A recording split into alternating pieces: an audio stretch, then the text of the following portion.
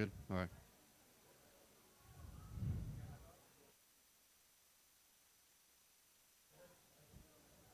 This says begins in 1040, and that says begins in 2446.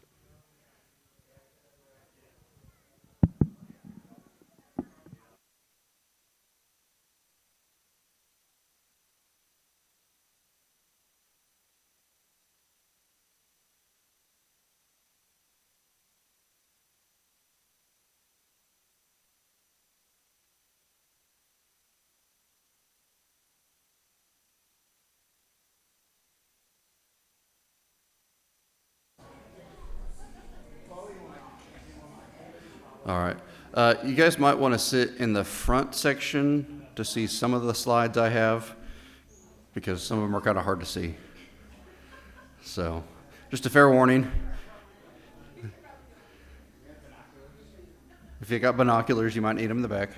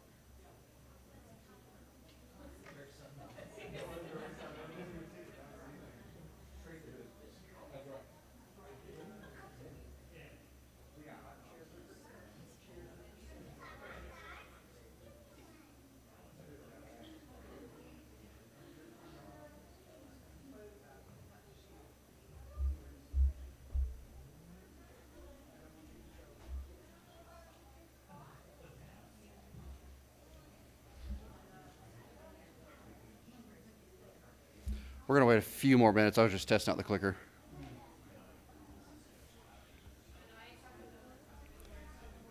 And we got one person that's almost here, so.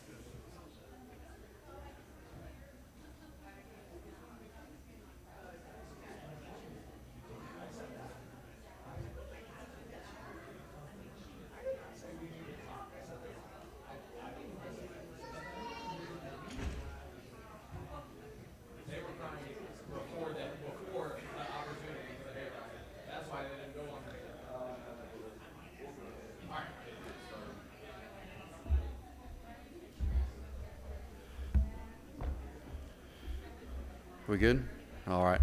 All right, we're going to get started, and I'm going to have Pastor Jake, our new lead teaching pastor, open us up in prayer, and if he wants to say anything, he can say something. If not, then I'll jump in, and we'll get started.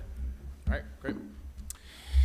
Let's pray. Father, we are here tonight because we believe that education can be excellent and godly. If we're called in all we do to honor you and to put forth our efforts, as it says in the book of Colossians chapter 3, to do all things in word or deed to your glory and in the name of the Lord Jesus Christ, that we would certainly determine opportunities where our children can be educated in not the worldview of the culture, Father, but in truth and excellence, Father.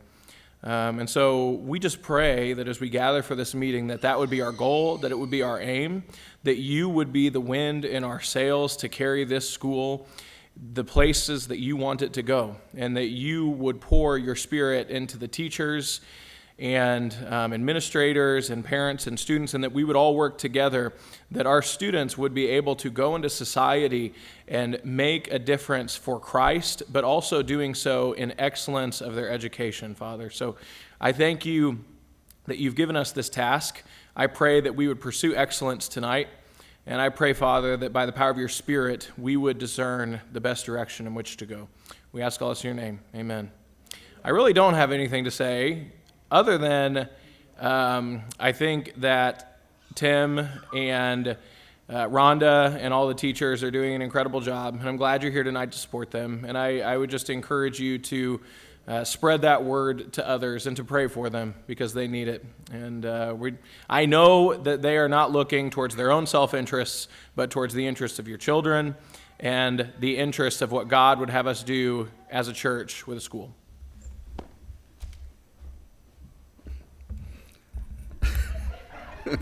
Sorry. Shauna, not Rhonda. But you've got a new nickname. Miss Rhonda. Miss Shauna. Yep. No, that's great. That's great. Thank you guys for coming tonight.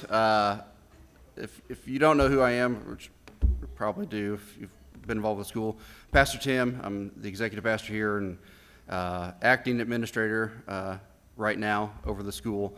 And what we're going to do tonight is really just kind of give you a good snapshot of where we've been and where we're wanting to go. We're not going to focus too heavily on the details of what's happened, but more on what we want to do moving forward. But it is important that we know some of the things that have gone on just so that we can get a grasp of why we're doing what we're doing. The school started in 2021 with a preschool with the goal of growing into a K through third elementary school. And the original plan was to get this school to grow organically from grade. You'd have your pre-K that would then grow into kindergarten, that would then grow into first grade, and so on. And that began to progress as planned for the first 2 years. 2021, we had the pre-K. 2022, we introduced kindergarten and I believe first grade as one group. And then last year we had a massive increase in demand for more grades. And so very quickly last year we introduced grades all the way through 8th grade. Last year between pre-K and K through 8 we had about 71 students. 30 of those were pre-K and 41 of those were in K through 8. Fairly evenly distributed across the grades. With that influx of growth, there was not a lot of internal structure to really support that growth. And we began to realize this more as the year went on, and specifically in the latter part of the year as we started to kind of figure things out. Also through this period, we've also transitioned lead pastors, and Miss Kelly, who was Pastor Chris's wife, was also the administrator of the school and the K-1 teacher.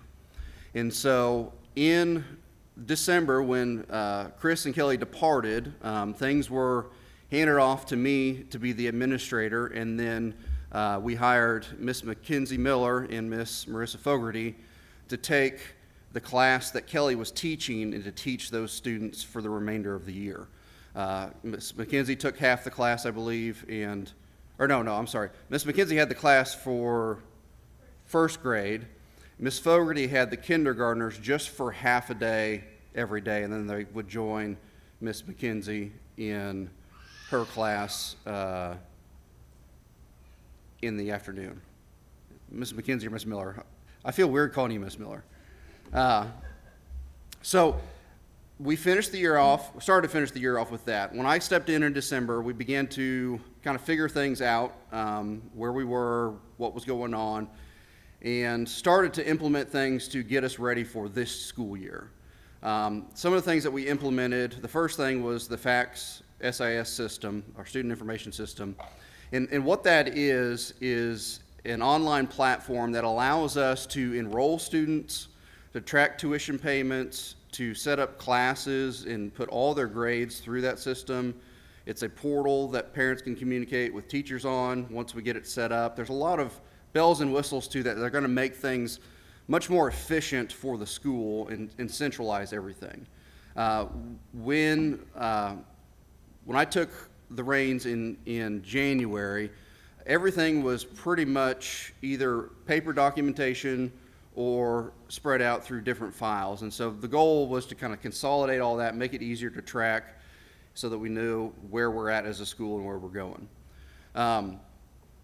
With that, there are other things that we've, growing as fast as we did, a lot of things just you don't think about starting a school. There's a lot of things in the background. I got administrators nodding their Yeah, you have no idea.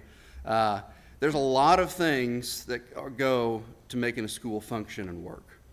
And a lot of things that we just don't think of. And we've discovered those things as we've kind of progressed through the year.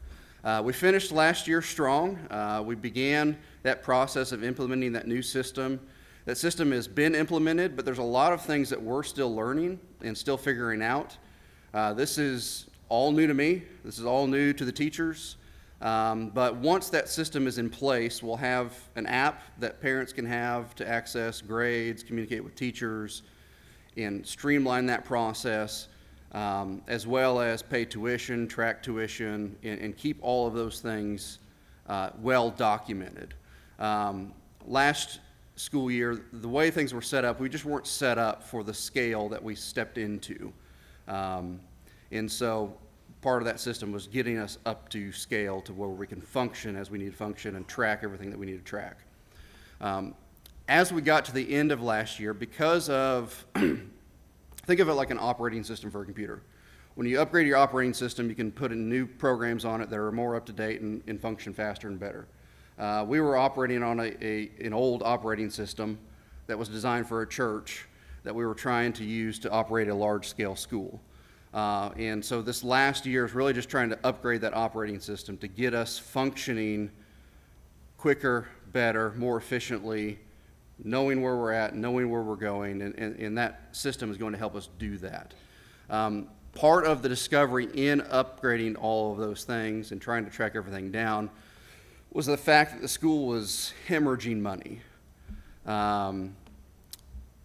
Long and short of it is, last year, the bulk of tuition was paid in full in August and received discounts.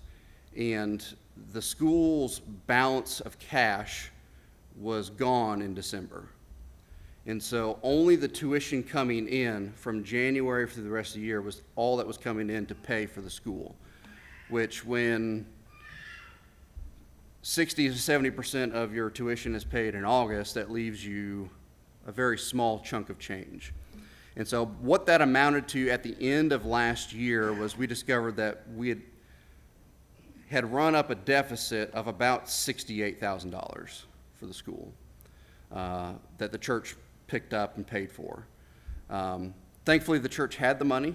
God provided, and all the pieces were in the right place so that we were able to get through that without any major hiccups. But it was a big wake-up call for just what we're dealing with the school and how things need to function moving forward.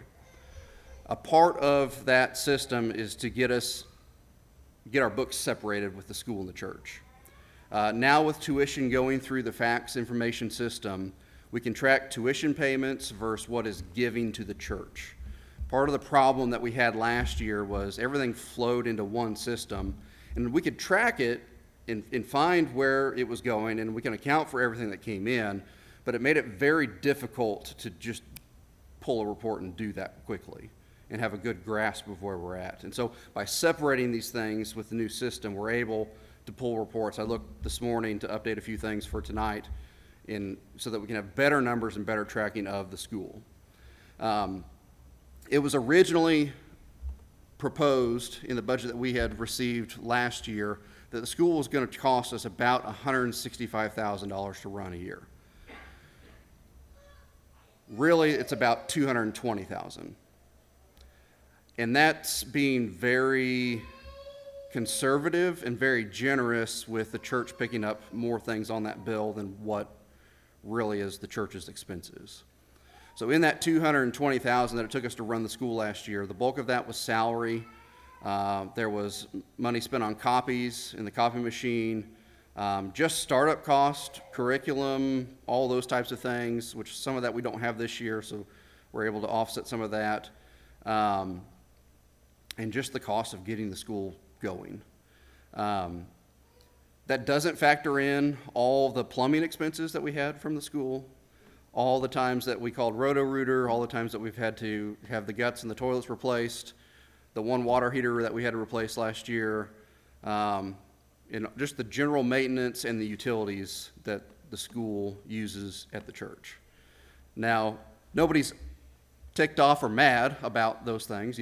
As a church, we're supporting that, but it's important that we are good financial stewards of what we're doing, and we begin to track these things better and keep better account of where money's flowing, how it's flowing, and how well we're operating the school and how efficiently we are.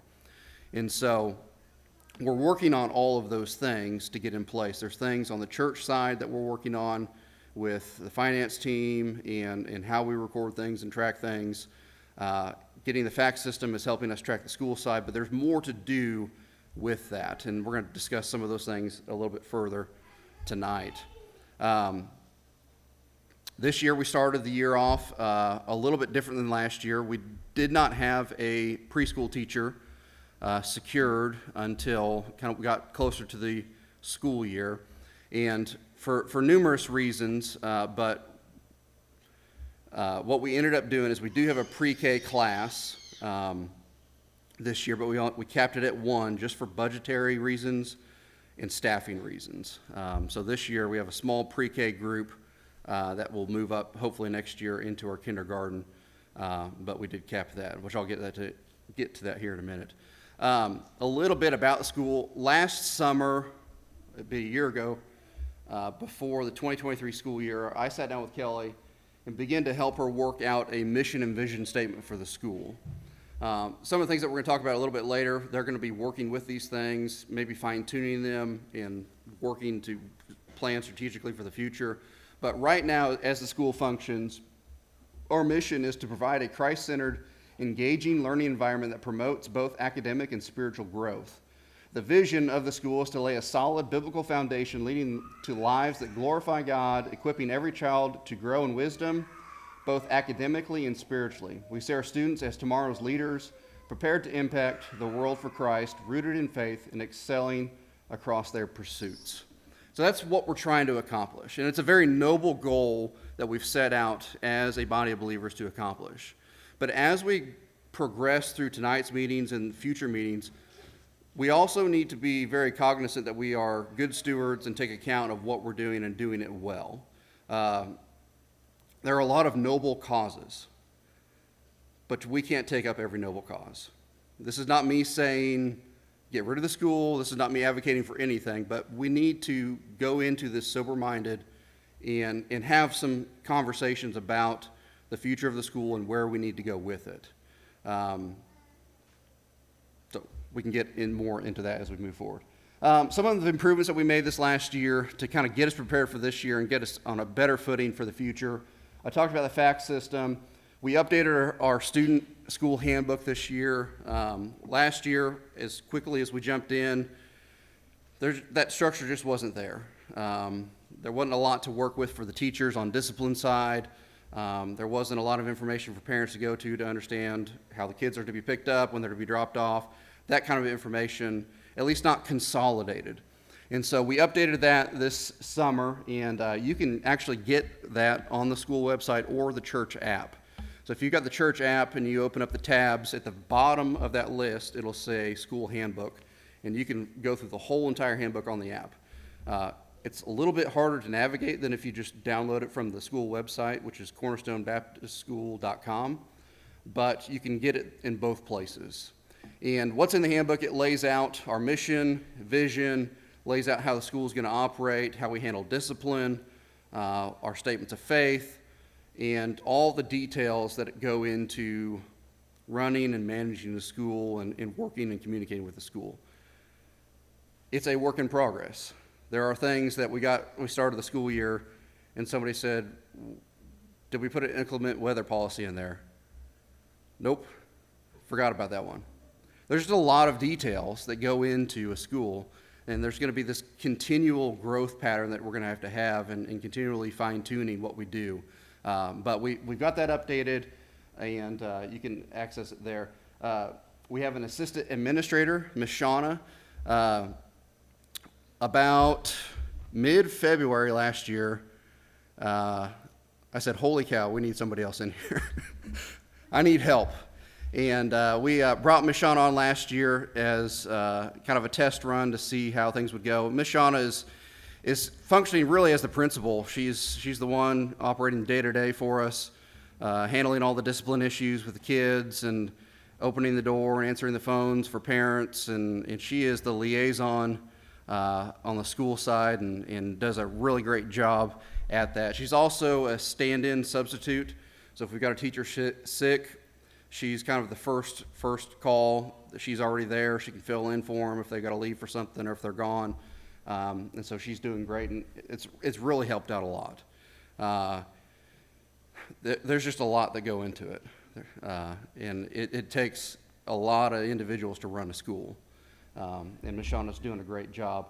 We did update the school foyer. If you noticed over last month, if you go in the school side, dropping the kids off or just going over there to the gym, you'll see that we did some painting, got a nice metal sign that Miss Beth designed for us, and it looks great. It's much more welcoming than it was, much more brighter, and it really kind of looks like a school when you walk in the door instead of a cave. So much improved over this last year. Current enrollment this year, you'll see we have 7 in pre-K. And like I said, the reason that we only have 7, there was a few more. Honestly, pre-K enrollment wasn't high to begin with this year. There just wasn't a lot of individuals signing up for pre-K. And then because we capped it at 1 class, it also limited it to 8 students. The reason we capped it at 1 class is because Miss Fogarty teaches a portion of the kindergarten class every day, but she also takes the pre-K on Tuesday mornings and Thursday mornings and teaches them as well. And so she's pulling double duty, teaching 2 classes, and it made better sense budgetarily and just with the staff that we had available to structure it that way this year to get us through without getting rid of preschool so that we can continue moving forward. So we got 7 pre-K. Kindergarten class is huge this year. We've got 13 kindergartners, and they are a lot of fun, right, Ms. Miller? They are a lot of fun and a lot of energy, and it's a fun class sometimes.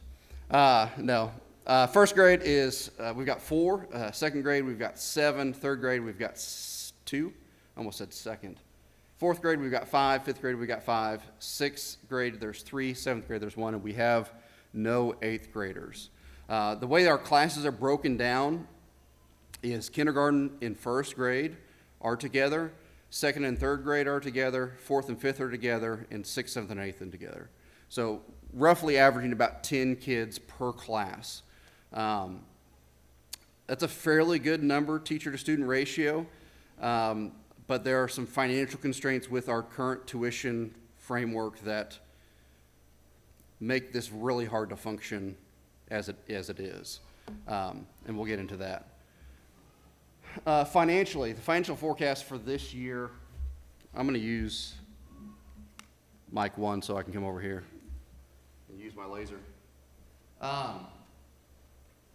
This is kind of hard to see, but on this graph, I updated. So at the beginning of the year, I can go into our fax information system, and I can pull up a report of all the tuition that's supposed to come in with the contracts that are signed. And so what I did at the beginning of this year was I went ahead and charted all of our income and our projected expenses for the year and what our balances would be for the school as we progress through the year. And I presented this in the business meeting, but I've changed it this morning to reflect August income and expenses and September income and expenses. And so as you look here, there's 3 lines. You can only see 2 of them because the other one is gray and it's very hard to see. I can barely see it right here. But this green line here is the school tuition income that is accurate for August and September and then projected for the rest of the year. So we brought in about, I believe, $41,000 in tuition in August. In September, we brought in, I believe it was $17,000. Our expenses is this red line right here. And they should stay stable for most of the year. September was down. I'm not sure why. But that's one of the things as we're kind of going through refining how we track things on the church side and the school side. Things are just recorded at different times on my side versus when the treasurer records things, and so that offsets things. So these are based off of what goes in and out of the bank account, not what's coming or in process of coming. As you'll note, as the year goes on, tuition stays pretty stable this year as far as the amount coming in every month with the contracts that we have set up for the school. Obviously, the big jump at the beginning is those individuals who pay up front to get a little bit of a discount, so they pay the full year at the beginning of the year. And then the rest of the line are those who pick a 12 or 10-month payment plan to pay for their tuition. You'll notice there's a jump right here in January. There is a 2-period pay plan where you can pay half in August and half in January, and that's why that jump is there. The red line is our projected expenses. That's based off of what last year looked like, combined with what our salary pay is this year with some adjustments based off of last year's expenses. We are trying to control things more this year and keep better tabs on things this year. With the school not having some of the startup costs, we're able to avoid some of the large expenditures. But there's still things that come up that we need to purchase and everything, but we're keeping tabs on that and keeping that down. Right here, you can't see it, but there is a gray line that comes up and peaks in September, and then it gradually goes down to 0 by the end of February. That is our projected cash reserves for the school. And so as this number goes down and we get further into the year where the income's not increasing, this is where the church will really have to pick up most of the expense for this year. Now, at the last business meeting we were able to get some added expenses in the budget for the school. It was $20,000 for this first half of the school year to get us through to January to offset the deficit that we have between what's coming in and what our expenses are. But that spending will have to be increased in the latter half of the school year, as well as hopefully some more fundraisers and some things that we're going to try to raise money for. But at our current levels of tuition and discounts, the school cannot survive on its own. It's not a bad thing. It's not the end of the world. It's not the end of the school. It's just the reality that we just got to make some adjustments and plan better and get better feel for what things actually cost and where we need to change tuition and discounts and all of that. We didn't change tuition a whole lot. I'm going to go back to the pulpit mic here. We didn't change tuition a whole lot from last year for a couple reasons. One, when I set tuition rates for this year, I didn't have a lot of this information. I was operating under a different premise at the time, and I almost didn't raise tuition. I'm glad I did. But this next year, we're going to have to look at that, or at least modifying how we do discounts. Right now, the discounts are pretty steep for multiple kid families. But as I look at St. Paul's, it's not a whole lot different from theirs. And so really, I think it comes down to the overall tuition amount and not the discounts. But that's not a decision I want to make. And that's going to get us to this next kind of phase of tonight as we kind of go through things. What we're doing as a church, and as the elders have met and discussed over the last little bit, is we're desiring to establish a special committee. We talked about that this morning, announcing a special business meeting on October 27th. We're wanting to establish a special committee to take the school and begin to help work through these things and find solutions. Just in everything that's transpired over last year, good, bad, and different, doesn't really matter, it's in the past. I've made 100% of the decisions for the school. And I'm done making 100% decisions for the school. I want to equip the next round of people that are going to take it and give it to them to run with it. I'm not disappearing, I'm not going anywhere, but I have done everything that I can, and it's time for me to step aside and allow the school to grow past what I can do. And so part of this is getting this committee established. The committee will be tasked with creating recommendations for the school's bylaws and governance structure to be presented at the church to the church congregation for a vote in December. Part of the pieces in the background that were never put together was the governance of the school. Right now, as the administrator, there's no check and balance. Whatever I decide is what happens. And that ain't good for nobody. And we need to get that fixed. And that's just because we grew so fast. It's not anything that was intentional. It wasn't anything that was on purpose, but it was just the reality of what we have to work with. And so we need to get this committee established. I've got about 8 pages of bylaws already written for the school as far as how the board should be operated, how the administrator should operate, where their parameters are in operating the school. So I've got some working documents for that committee to take. But a part of that discussion too is the exploration of legal liability of separating the school from the church.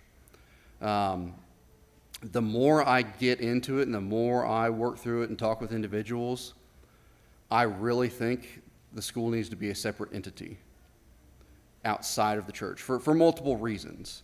One, for liability. Right now, as far as the courts are concerned, as far as our insurance is concerned, there is no difference between the church and the school. They are one thing. They all operate out of the same bank accounts. They all operate off the same insurance. Everything is the same. There is no legal difference between Cornerstone Baptist School and Cornerstone Baptist Church. And so that's one reason. Another reason is just to clean up the financials for both the church and for the school. Right now, the way things are set up, like I said, we're operating on a system that's designed for a church, not a school. And part of that is how funds come in and are recorded for the church. It's just different for a school. A school is a business. A school is a ministry, but it's also a business. And that's something that we need to understand as we look at the school, that we can't look at it like we look at youth ministry. We can't look at it like we look at children's ministry or any other ministry of the church. It's a separate thing. It's a good thing. It's a noble thing, but it's a business. And we've got to make good business decisions to ensure that that school is run correctly and efficiently and a good steward of its monies. Right now, because of that lack of separation, the church is essentially writing a blank check to the school every year. Because if money doesn't come in, it comes out of the church to pay for whatever needs paid for, whether it's salaries, whether it's expenses, whatever it is. And so what we need to do, I don't need to make decisions. We need to discuss those things, and we need more individuals, specifically this committee, to kind of work through the pros and cons of what that would look like. The good news is we've got great legal counsel that is really good at this stuff and has operated in nonprofit realm for a long time with schools and has done a lot of stuff for the private schools in Kansas City, has worked with private universities, with the convention.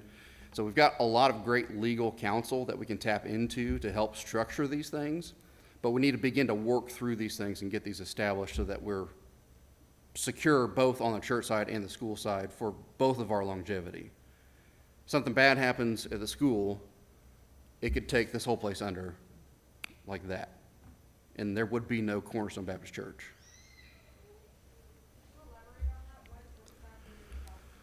Legal liability. So if we had a substitute teacher come in and do something heinous, which we vet and we're very selective on, we do everything for that not to happen. But God forbid something like that to happen and a lawsuit was filed, it would be against Cornerstone Baptist Church, not the school. Because Cornerstone Baptist School legally doesn't exist as an entity. Yep. And so looking and exploring at that and structuring things so that we can get ourselves protected legally and also just on a sure foundation to move forward. I was sharing with Jake, it is with our current way that we operate, which we're fixing and we're working on, it's really hard to look at the school numbers and look at the church numbers and to consolidate those and to reconcile those. That's the question. Yep. The committee, are you looking at this for the committee to be parents that are currently attending, or is it a mixture of both parents and church members? So you would need to be a church member of this first committee. And then this first committee is pivotal because they're going to help lay out the bylaws of who can and can't serve as a board member, what the terms are, how they operate underneath the church, what authority they have as a school. And even if it's a separate entity, there's still going to be things put in place where the board members will always be chosen by the church and voted on by the church congregation, but separated it out, like I said, those are discussions that this committee is going to have to kind of hash out and figure out. Ideally, so as they do this, once the committee presents its recommendations, the church congregation will be responsible for reviewing and voting on the proposed bylaws and governance structure of what's presented. And the timeline I'm shooting for is that they would work on these tasks for the next 2 months and present something in December, at least a working framework of this is where we think we need to head and to start working and moving forward. We really need to get this settled before the next school year. So when they formulate this structure and we're voting on it as a congregation, will we have, I guess, pre-knowledge of this structure and agreement prior to the business meeting? Yeah, so as we get things figured out, it won't be a special called meeting because it's just part of the normal business meeting, but we're going to do our best to make sure that as soon as we have information that it's made available so that it can be reviewed. And then that committee will also discuss those things in the business meeting and present that, answer questions, and kind of work through what everything looks like. Like I said, I've got a good working document for those bylaws and structure that's pretty typical for any other committee that we have at the church. But where the differences really lie is if the committee comes in December and says, we recommend that we split and create a separate entity, then it goes from just being bylaws to being governing documents, constitution and bylaws for the school. And then that'll be a process. So if that's the direction that we go, it'll be June before we vote on those. If the committee might come and say, that's what we think, that's what we recommend, they present that, then we would look at taking that next 6 months to develop those things and get legal counsel to go over those things and make sure that everything fits with the structure of the church and the structure of the school. And then that would be a little bit longer of a process.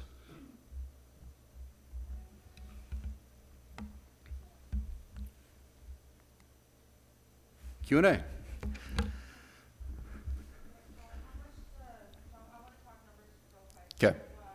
How many students in total do we have? 46 right now. 46 at the moment. Yes. Not 47? Was there 47 from So we have both lost students and gained students in the first 2 months of school. So, yep. For the students that were lost, are they locked into their, if they paid in full, is it still non-refundable, is that correct? The ones that we lost were, none of those were pay in full. Yep. So we have about 46 students, correct? Yes, How much is the average tuition across the board? you would ask that.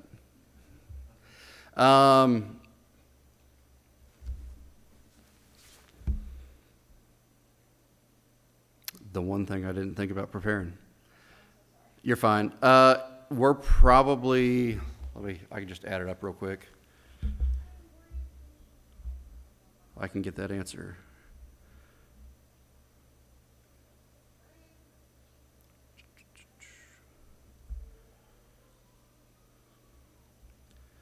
So tuition, okay, let's see.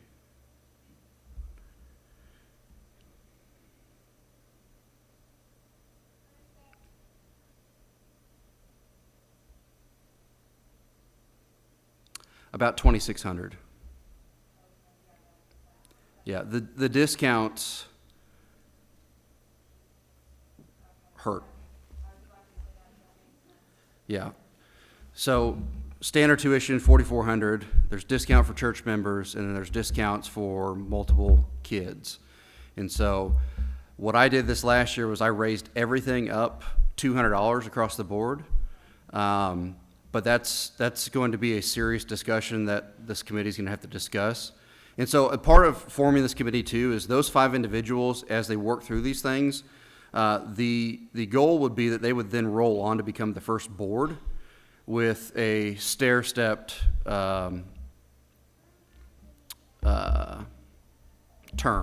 So you'd have 2 serve for 3 years, 2 serve for 2 years, 1 serve for 1, or whatever they decide the term should be. 3 years is pretty typical with the school board, but that would be something that they would discuss in the bylaws and the structuring of everything.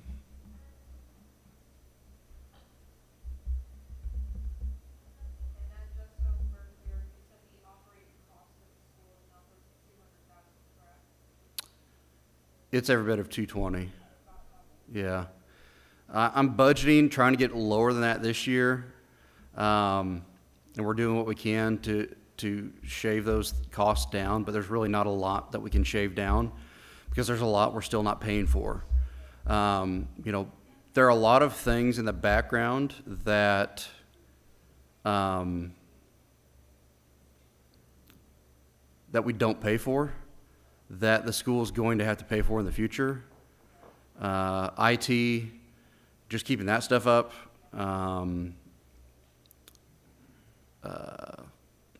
Yeah, there's a lot.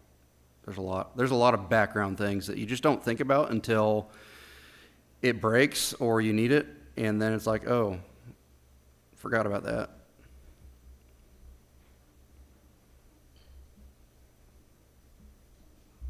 What else? Yep. Another question. I know we talked about accreditation. Uh-huh. Are we still moving forward towards that process for accreditation as part of this whole? So that would be my recommendation. I will tell you that I paused that this year. We didn't pay our fees this year just because, one, financially it didn't make sense. 2, we kind of have what we need now to sort of work towards accreditation and what they're asking for. But a large part of that accreditation is governance of the school. School governance is a huge portion of accreditation. It's not just the academics. It's school governance. It's how well your families are involved. It's what extracurriculars do you have. There are a lot of pieces to accreditation, and the academics is probably a third of it. They want to see that finances are stable. They want to see that the governing documents are good and things are being run like we say they are run. Like it's very much like a credit check for a school to verify that we are providing what we say we provide. And so there's all these things that we're doing are getting us where we need to be for that. But it just doesn't make sense right now to pay somebody to tell us that.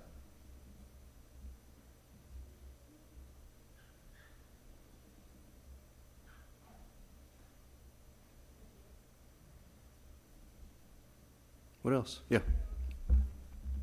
So you presented the, like, what the issues are. Do we have anybody that's currently interested in joining the committee or joining the school board? So we're looking for individuals. So we're looking for individuals to come alongside and help in this process. I've spoken with a couple. I think we might have 2 at this point, but if there's interest and you've got, especially if you've got experience in education and the business side of things, like we need those types of individuals that know that. I know the business side, but I don't know education. I know a little from serving on a school board and at the university, but like there's so much that on the education side that there's things that we need to be doing that I don't even know about probably. Don't know what you don't know. So we need people with education background, administration background, business background. We need a diverse group that can bring experience from multiple areas to help walk through this. Yep. Yeah, so Cognia is who I originally spoke with. I know they're used by Lee Summit Academy. I think Camden Schools use them for their stuff. They're pretty large and well known. I don't know that they're the solution, but they gave us a framework, I guess, to kind of work with. We're not bound to that. And so really options are on the table on that one.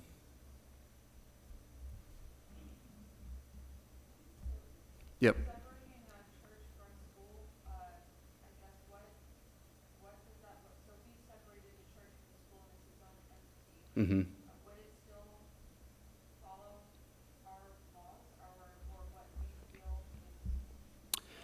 Yeah, so in the way that we structure that, we would have to amend our constitution and bylaws as a church and the constitution and bylaws of the new entity, which would be the school. And in those bylaws, we would establish in ours that we, as a church, nominate and elect board members for the school. And then the church would then have, or the school would then have things in their constitution bylaws that identify them as an organization under the authority of the church that receives its board members from the church. And then there would be other language in there to prevent any separation in the future, and also to make sure that there's guardrails to make sure that separation can't happen. Because it happens if things aren't put in clear specifics,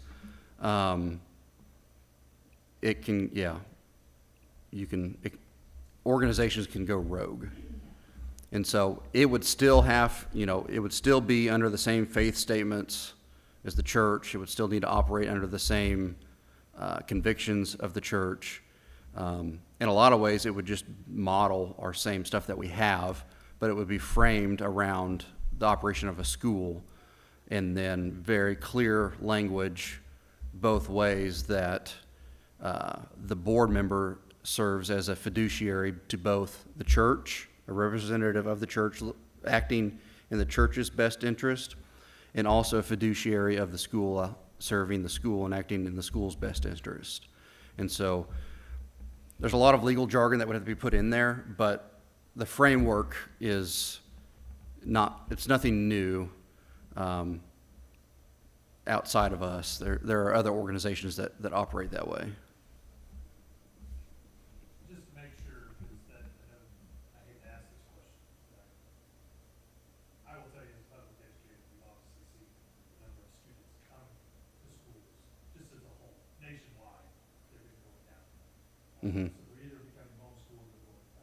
Yep. Are we still seeing a major interest in our school? Like the ones that are with us, looking to stay with us, looking to build back inside? I know we've got a lot of young ones in, Right. so that's good to see. Having them come to our school is gonna be, as you said, it's a business. Yeah. I look at those numbers every day in Warsaw. So Yep. it's a business. Yeah. I think we have a strong core, but I don't know how big the pipeline coming in is. This year was interesting to see the ones that didn't come back and the ones that did come back. I think part of that is just growing pains from last year and just navigating some of the discipline problems we had with some of the students last year. But also, I think, given the dynamics of everything that was going on and just uncertainty about the school, that probably hindered some of the draw towards us. But I don't have a good measurement of what that demand looks like. I know there's questions about the Senate Bill 727 that went through. Nobody seems to know what that even means yet. But does it open it up to school choice? No? Okay. Not yet. Not yet. So, okay. It's possibly coming, Yeah, and that could be revenue for our school here. right. But I'd say don't count on Yeah, it yet. yeah. If that makes sense. 'Cause Yeah. It's the charter parts that just really don't think came out 7.7. Okay, Charters are just okay. Yeah. Boone County, sorry.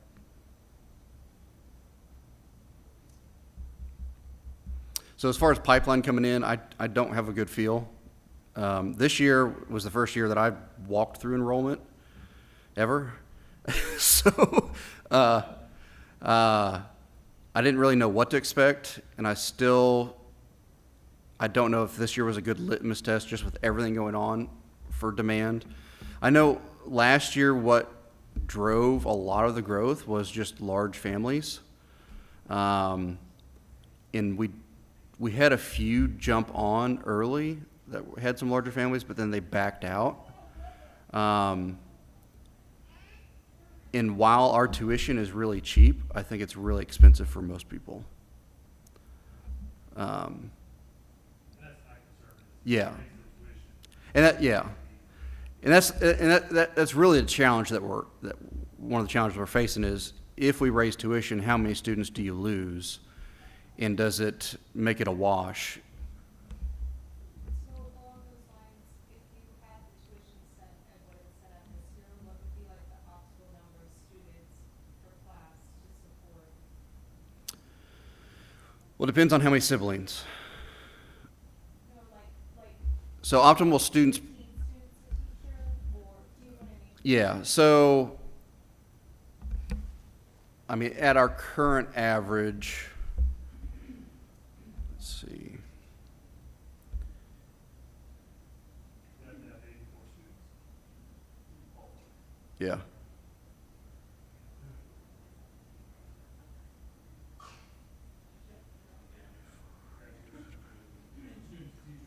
Yeah, you would need 21 to 22 kids per teacher at our current discounted average across the board. So That's at the 2,800. If we offered no discounts and did 4,400 across the board, we would be close to covering our costs.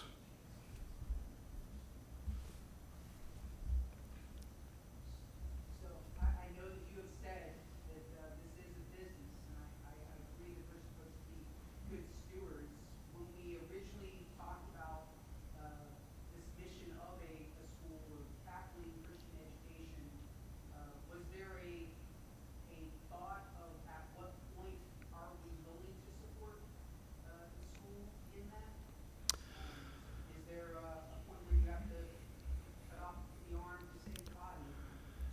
So, no.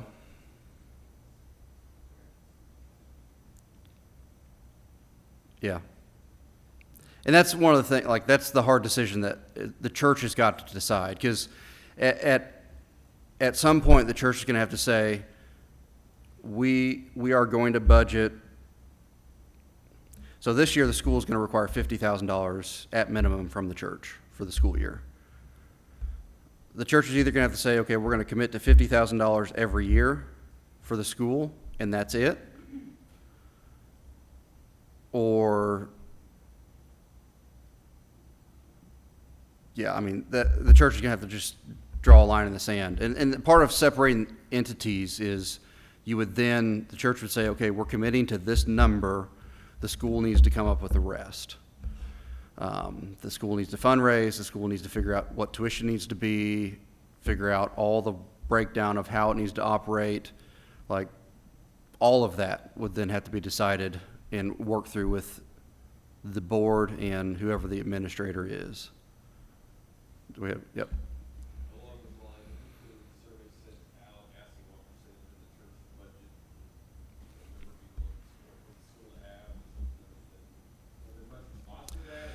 So I did send out a survey. If you got it in your email and fill it out, thank you. I appreciate it. If you didn't, it's still out there, and you can find it and fill it out and help us. But I sent a survey out really asking the question about financial support for the school and some other general questions of trying to gauge where support was for the school. I got 16 back, which I was very happy with, and I got them back fairly quickly. But if you want to send yours in late, I will take it. Most 15 of the 16 that sent stuff back in, on a scale of 1 to 10 of supporting the school, averaged probably about 7. All of them from 5 to 10. And then there was one that was a 2. So overall, there's support.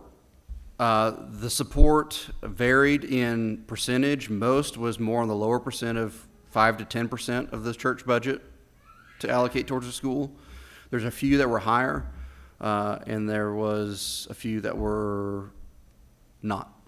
And the rest was just kind of scattered from there. And then some good comments about support for the school and thoughts and stuff. So. Do you know of the people that submitted responses? Were they mainly people who had students in the school, or? So I only sent that to church members in the system. So it was purely just a survey to church members who would vote on these things, just to gauge support on the church side of where we fit in how things lay with the ones that are going to make the decision. You're good. From a marketing standpoint, because I know we still do. Yep. So from a marketing standpoint, is there a vested interest in marketing more? Because if you Google us right now, Right. you don't follow. Right. So is there, that's where, with the new school, the growing pains is about the marketing standpoint. Mhm. Marketing our school. Is there an interest of us marketing more funds? I know we're talking about budget.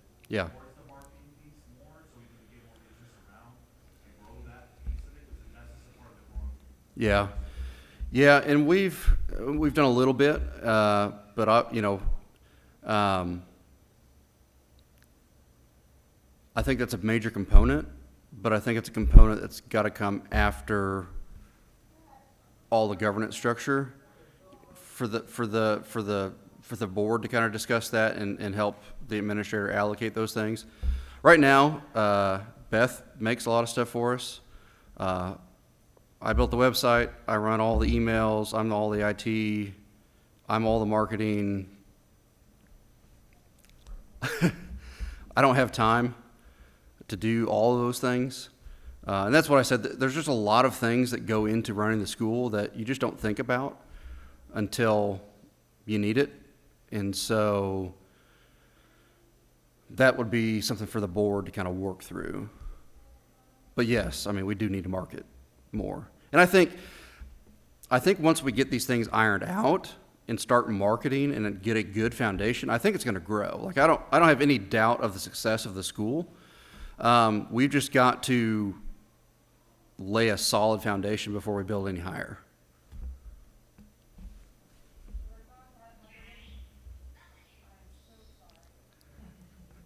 Has there been any talks about reducing grades, kind of going back to, like scaling it back instead of grades, kindergarten through eighth, maybe kindergarten through third? Have there been talks about that maybe to help? I've talked to myself about that. I mean, so that was one of the questions I really tried to wade through at the end of last school year. And not knowing, I mean, I talked with the teachers and got input, but I mean, at the end of the day, I was it. So I didn't change it just because I didn't know if we would have, I didn't know what enrollment numbers would look like. And so I didn't want to scale back and stop growth if we were going to have it. And so really this year was just stabilize and figure out where we're at and then start to move forward. Have you thought about increasing your numbers in like a pre-K program? Because I know that pre-K programs bring in a lot of money. Yeah. Yeah, so pre-K is something that needs resolved for next year. And basically, we just got into a position this year that I just didn't have the right pre-K director. And so I had to make it work. The person that runs pre-K, I mean, you need more than one person for pre-K. And you need a director of that can be 50% of their job is PR.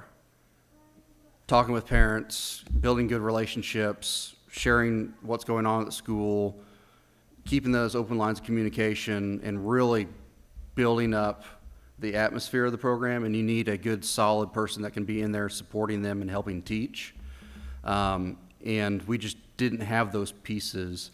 But the goal, hopefully, would be to get that back up and going next year. Because last year, we had 30 pre-K. But even the pre-K tuition needs looked at because, I mean, it made us a little bit of money, but it really, at the end of the day, it didn't generate enough of what it could have with that many students.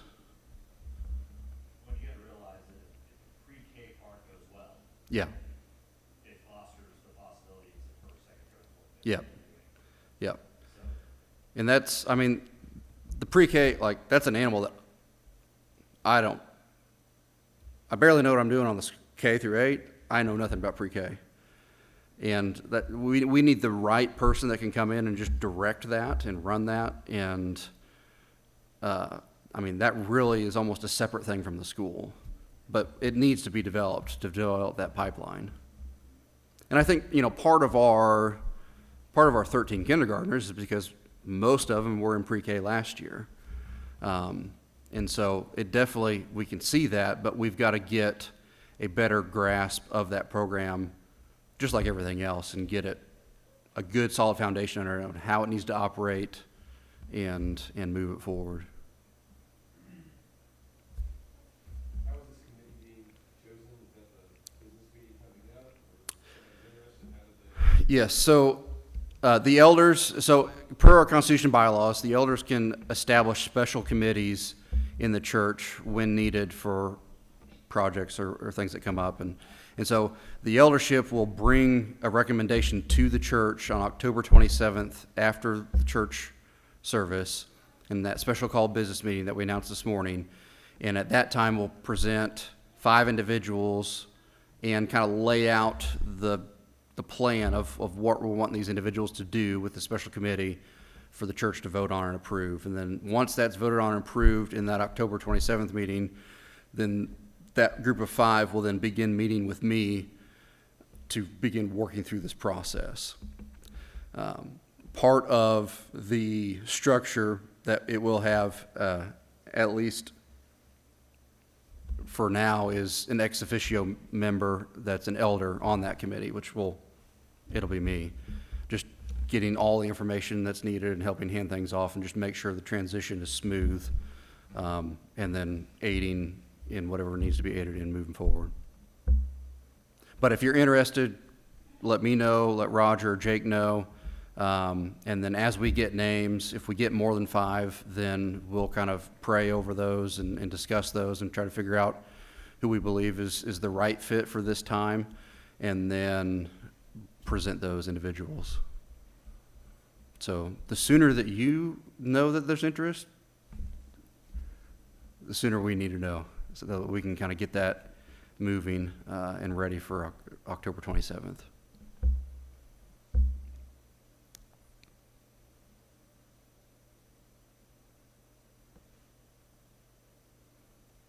What else? How many rings of power are going to be made? 6, and I have the 1. No, I'm kidding. I will throw mine in the lake of fire. Having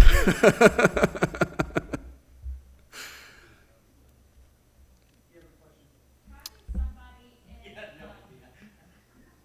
Sergi Mhm. is in first grade, obviously, and he has speech with Sedalia 200. Is that still gonna progress, or we're still gonna keep going with the 200 school district? Like, I believe they have to let him.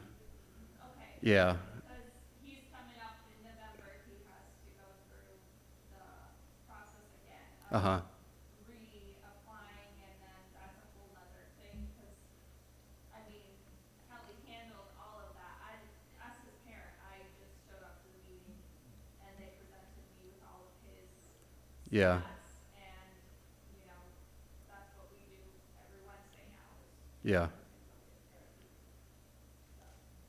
just wondering if Yeah. that's gonna continue, or. Yeah, legally they had to provide that, but that's an example of something that this is the first I've known about that. I mean, I know that we have kids that go in and out, but like as far as what Kelly did to do that, I have no idea. That's good. So there's a liaison for private schools. We would do it too. Uh-huh. It's designated by Sedalia. That's what they do. Okay. So we've been through that process already also. Okay. There's a liaison for private schools that come in. We had that meeting also with Ms. Kelly and that liaison. Yeah. Because Legally yeah. required. There's a lot of those things that I just, like I said, that's why we need some good education people on this first board to help shore up those things, because I mean there's a lot of things like that that just didn't, I don't know until I find out like this. So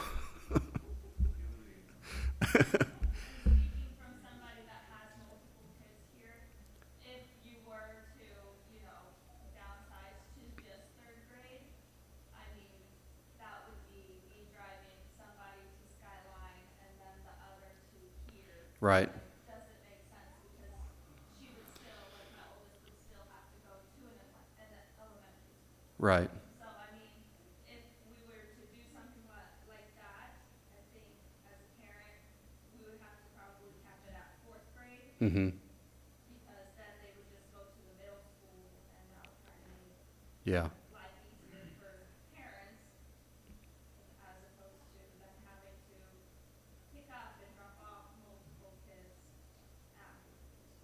right, right.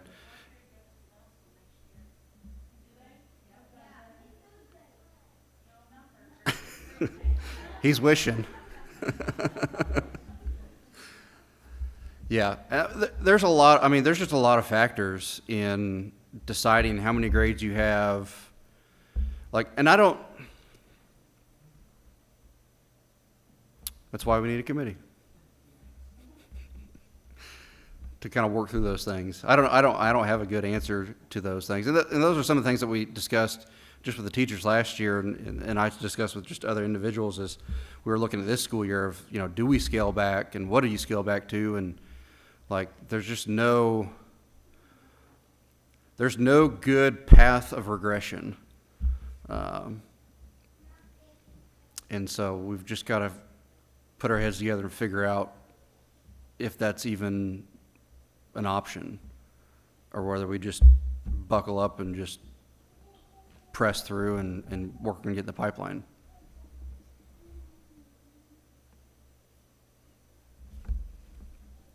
Scholarships and scholarship processes, is that something the committee would make decisions on? Yes. So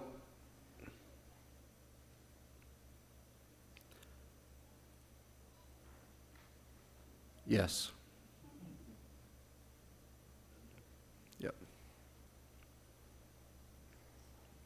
Procuring funds for scholarships and allocating them to accounts for scholarships to then give as scholarships would be a much needed task for the board to figure out and map out.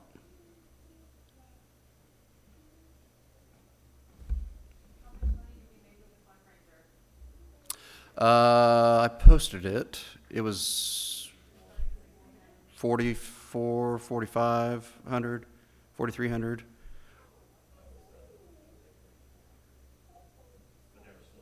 Yeah, it's still coming in. I think it was 39 something, about 4,000. About 4,000. So compared to over last year, we actually did better because last year we raised about $5,000, and that was going to businesses and getting like $500 donations from multiple businesses, plus what we raised in the evening. And so this year, raising just $4,000 and not going outside to businesses, we did really well. The reason we didn't do that is we're trying to spread out the fundraising and be more strategic in how we do that, to look at more long-term plans. Because if you do everything in one shot, then you're kind of done. But going to businesses is something more for larger events, like if you did a golf tournament or yearbooks. Yearbooks is a big thing that we're going to be probably hitting businesses up this year with, selling ads in those to help raise money, charging for yearbooks this year to the students. It won't be outrageous, but it'll be not free. And so trying to evaluate that and plan that out. But that's another thing that the board would kind of help do, because right now it's just me bouncing ideas off of people and just trying to put it together. And I mean, we have great support. Like, I have great support around me and people stepping up to help and everything, but we need more people to be involved in those conversations, making those decisions and thinking things through, so that things are moving forward well.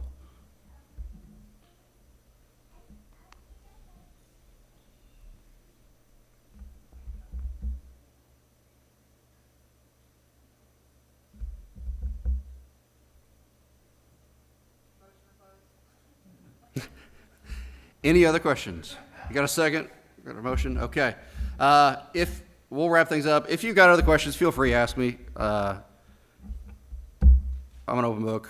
I'll share with you the good, bad, and ugly. And I mean, we're not in dire straits by any means. We just got to get things shored up and get a good, solid foundation to move forward. And this is that next step. So, but I will dismiss us in prayer, and then we will run out of here, unless you feel the need to come and speak with me or Jake or Roger and say, put me on the board. If not, I will hunt you down. Let's pray. Father, we just thank you for an opportunity to come together tonight and discuss just this opportunity that we have to shape the lives of students. We just ask that you would give us wisdom in these moments as a church and as a school, and help us to move forward in a way that is beneficial for everyone involved, that we might grow and expand the school and not only teach and give students a solid education, but to teach them to know you and to build their lives on the surest foundation in your Son. Father, we just thank you for the many blessings you give us, and just ask that you protect us as we go from here tonight. In Jesus' name we pray. Amen.